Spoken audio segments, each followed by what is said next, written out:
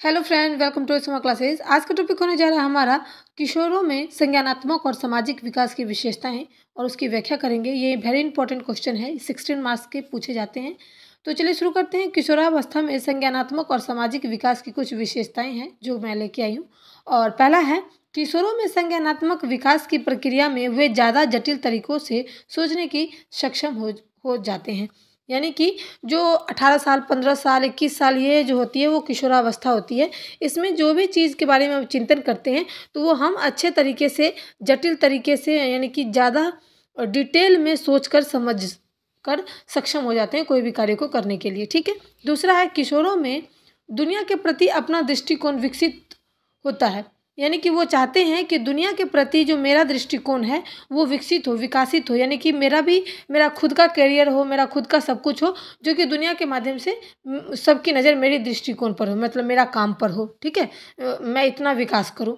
उसके बाद तीसरा है, किशोरों में मेटाकोग्निशन विकसित होता है जिससे वे सोच के बारे में सोच पाते हैं। यानी कि कई बच्चे अधिक नहीं सोच पाते, लेकिन जो किशोरावस्था होता है, यानी कि जो 18 साल, 21 साल, 15 साल के जो बालक होते हैं उनमें मेटाकोग्निशन विकसित होता है, यानी कि शरीर से विकसित होता है, जिससे वो कोई भी सोच के बारे में अत्यधिक सोच पाते हैं। तो तीसरा ये है। अब 4 नंबर देखेंगे, किशोरों में अपने सामाजिक दायरे का विस्तार होता है।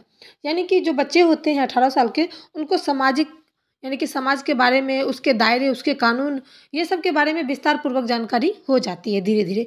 उसके बाद आता है, किशोरों में अपने परिवार के साथ कम समय बिताने और साथियों पर ज़्यादा ध्यान केंद्रित करने की प्रवृत्ति होती है।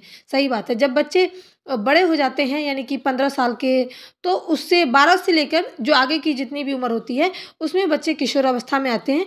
और जो 12 साल के बच्चे होते हैं वो समय अपने घर में कम और साथियों के साथ ज़्यादा बिताते हैं, खेल कूद में कई माध्यम से ज़्यादा वो समय बिताते हैं, जिसके कारण उनको समाज पर केंद्रित ध्यान जो होता है वो समाज पर, उसकी प्रवृत्ति पर ज़्यादा होती है। ठीक है।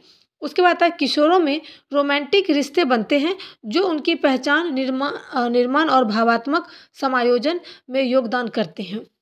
यानी कि कह रहे हैं जो किशोरावस्था होता है उसमें रोमांटिक, अगर दोस्त भी होते हैं तो उसके साथ हम हंसी मजाक कर लेते हैं, तो अपना भाई भाई का रिश्ता बनाना आ जाता है कि तू मेरा मुंह बोला भाई है, तू मेरा मुंह बोली बहन है। इस टाइप के रिश्ते हो जाते हैं, प्रेम आदि हो जाता है, कई दोस्त गहरे हो जाते हैं। तो लोग जो है उसकी पहचान को मानते हैं कि ये लड़का ऐसा है, ये लड़की ऐसी है। उसका निर्माण, उसका भावात्मक समायोजन और योगदान लोग याद रखते हैं, यानी कि उसका स्वभाव कैसा है, अच्छा है, बुरा है, वो याद रखते हैं। समायोजन कि कोई भी चीज़ में वो अपना योगदान दे रहा है या नहीं, ये सब चीज़ें जो है उसको पहचान बन जाती है। किशोरों में नई गतिविधियां आजमाने की प्रवृत्ति हो जाती है, नए, यानी कि नए नए कार्यों को करने का उसका मन हो जाता है। वो सोचता है मैं ये कार्य करके देखता हूँ, इसकी क्या परिणाम हो सकती है, इसकी क्या प्रवृत्ति हो सकती है। उसके बाद आता है, किशोरों में अत्यधिक, यानी कि अधिक आलोचनात्मक सोचने की प्रवृत्ति होती है। यानी कि अधिक, ज़्यादातर उसको सोचने के लिए आलोचनात्मक, यानी कि तर्क करके, एक्सपेरिमेंट करके, ये कई सारी चीज़ें को अच्छा और बुरा देखते हुए वो सोचने की प्रवृत्ति उसमें आ जाती है कि अगर हम ये कार्य करेंगे तो इसमें इसका परिणाम अच्छा होगा, बुरा होगा। तो इस माध्यम से वो अत्यधिक, कोई भी सोच को अत्यधिक माध्यम से सोचता है, आलोचनात्मक की प्रवृत्ति आ जाती है। ठीक है। उसके बाद आता है, किशोरों में नए सामाजिक संपर्क बनते हैं।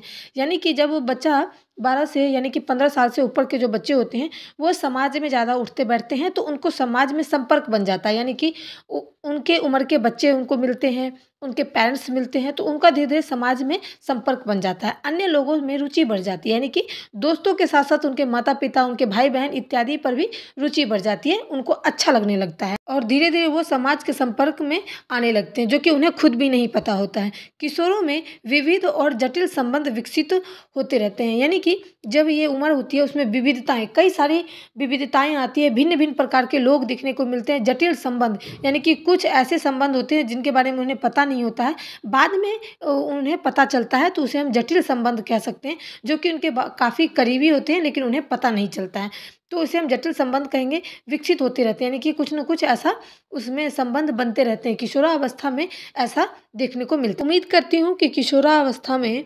सामाजिक और संज्ञानात्मक विकास के बारे में मैंने एक एक व्याख्या को आपको समझाया है। उम्मीद करती हूँ वीडियो पसंद आए। अगर आया है तो please like share support. Thanks for watching my video.